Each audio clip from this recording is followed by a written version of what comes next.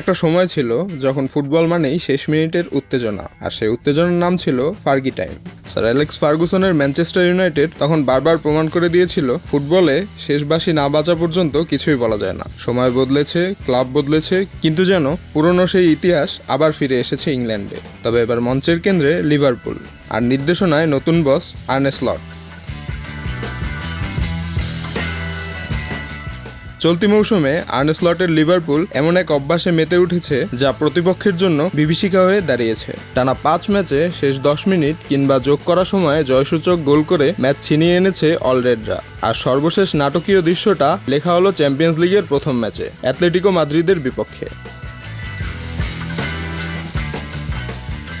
বাংলাদেশ সময় বুধবার দিবাগত রাতে অ্যানফিল্ডে যখন দুই দল মুখোমুখি, তখন অনেকেই হয়তো এমন নাটকীয়তা আশা করেনি। সেদিন সেই গল্পের প্রথম অধ্যায় শুরু হয়েছিল মাত্র 4 মিনিটেই অ্যান্ডি রবার্টসনের গোল দিয়ে। বল নিয়ে প্রতিপক্ষ ডিফেন্সকে কাটিয়ে রবার্টসন যে ফিনিশটি করেছিলেন তা অ্যানফিল্ডে থাকা সমর্থকদের রীতিমতো চমকে দিয়েছিল।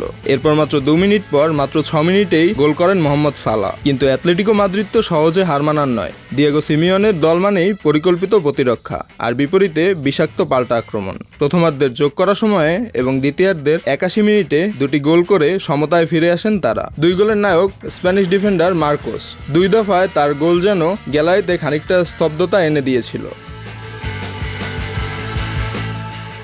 ম্যাচের শেষ ভাগে সবকিছু যখন 2-2 সমতায় গিয়ে ড্রয়ের দিকে গড়াচ্ছে, তখনই শুরু হয় নাটকের নতুন অধ্যায়। কর্নার থেকে ভেসে আসা বলে হিট করেন অধিনায়ক ভার্জিল ভ্যান ডাইক।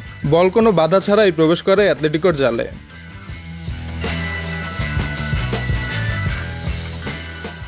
আর্নে স্লটের অধীনে এটা নতুন কিছু নয়। শেষ মুহূর্তে ম্যাচ জেতার এই প্রবণতা এখন তার দলের অভ্যাসে পরিণত হয়েছে, অনেকটা স্যার অ্যালেক্সের ইউনাইটেডের মতো, যেটাকে একসময় বলা হতো ফার্গি টাইম। এখন সময় এসেছে নতুন শব্দ গঠনের, স্লট টাইম। অন্যদিকে একই রাতে ইউরোপের আরেক জায়ান্ট ইংলিশ ক্লাব চেলসি পড়ে গেছে বায়ার্ন মিউনিখের দাপটে। হ্যারি কেনের জোড়া গোল আর চালবাওর আত্মঘাতী গোলে 3-1 ব্যবধানে হেরে মাঠ ছাড়েন স্ট্যামফোর্ড ব্রিজের দলটি।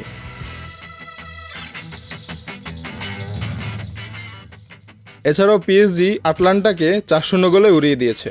আয়াক্সকে 2-0 গোলে হারিয়েছে ইন্টার মিলান। স্লাভিয়া প্রাহা ও বোদো ম্যাচ শেষ হয়েছে 2-2 ড্রয়ে।